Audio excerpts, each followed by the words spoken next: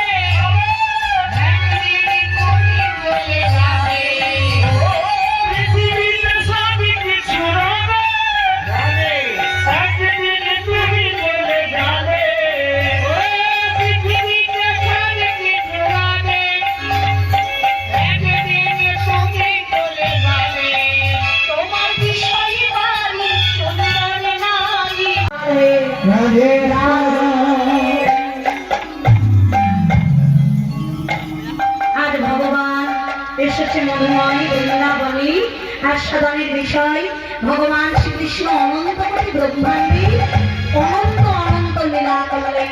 সেই অনন্ত লীলা পুরুষোত্তমই এখন বর্তমান আস্বাদনের বিষয় মনোময় বৃন্দাবনে মধুর লীলা। আমার ভগবানের মান ভঞ্জন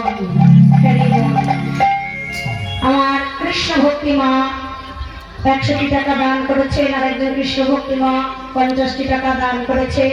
তিনি বললেন প্রতি বছর প্রত্যেক মাসে নাকি বৃন্দাবন যান।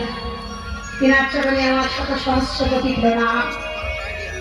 যিনি বৃন্দাবনের ভূমিতে গিয়ে রাধারানীর কৃপা লাভ করেছে, চরণ ধরে রয়েছে, মানব যেমন ধন্য।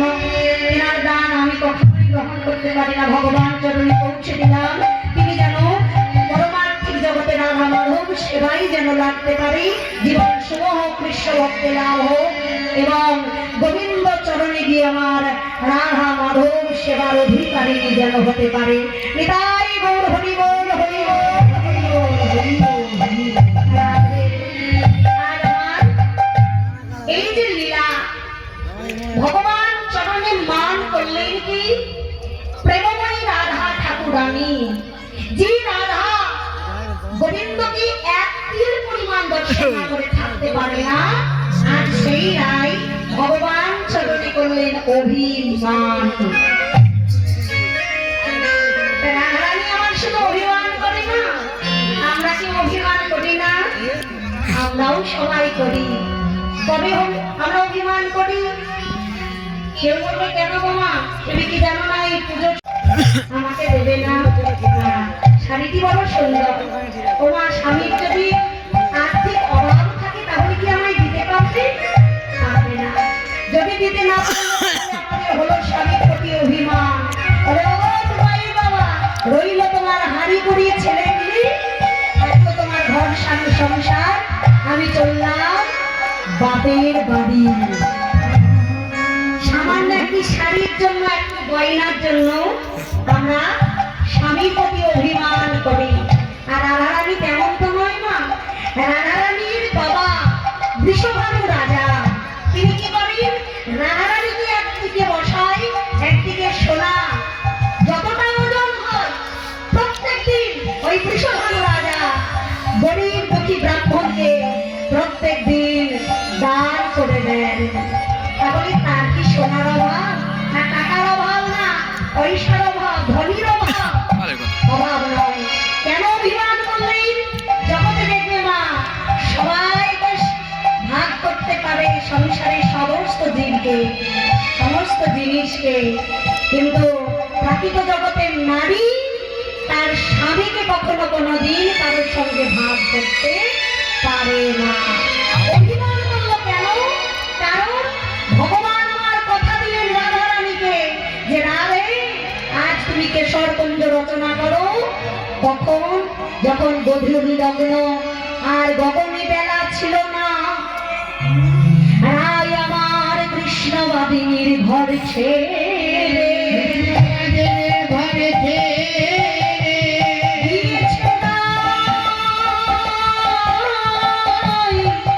শ্রী যমুনায় জল ভরি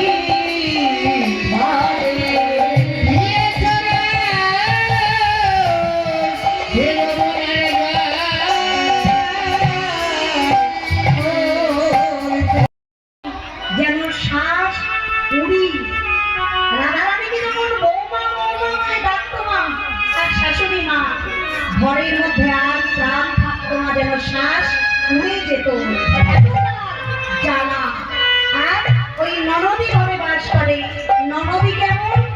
একটি দুটি নদী নয়, 9টি নদী যত একসঙ্গে একত্রিত করলে তার যতটা দিক হবে, সেই 9টি নদী অতিক্রম করে রায় আমার গোবিন্দ ভজন সাধন করতে যেতেন।